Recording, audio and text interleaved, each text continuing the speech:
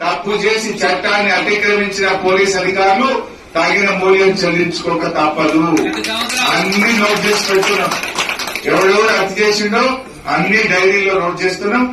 ఈసారి మేము కేసీఆర్ గారు కాళ్ళు మొక్కైనా సరే హత్య చేసిన పోలీసుల సంగతి అంతు చూసేదాకా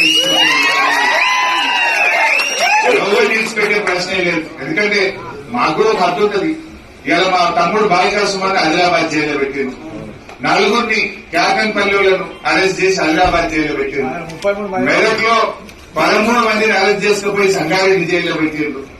ఆమంగల్లో మా తమ్ముళ్ళని తీసుకుపోయి అరెస్ట్ చేసి మహబూబ్ నగర్ జైల్లో పెట్టిండ్రు. అరే ఎస్సీల మీద ఎస్సీ ఎస్టీ కేసులు పెడుతున్నారు. ఇదేమన్నా బాగా దళితుల మీద దళిత కేసు చట్టం కేసు పెడుతున్నారు. ఎస్సీ ఎస్టీకి అట్రాసిటీస్ కేసు అంటే ఎంత బుద్ధిగా గుడ్డెద్దు చేయడం అంటే నడుస్తున్నది. ఇంకా రైతు బంధు ఇచ్చే తెలివి లేదు కానీ ఈ కేసులు పెట్టుకుంటే చేయలేదు.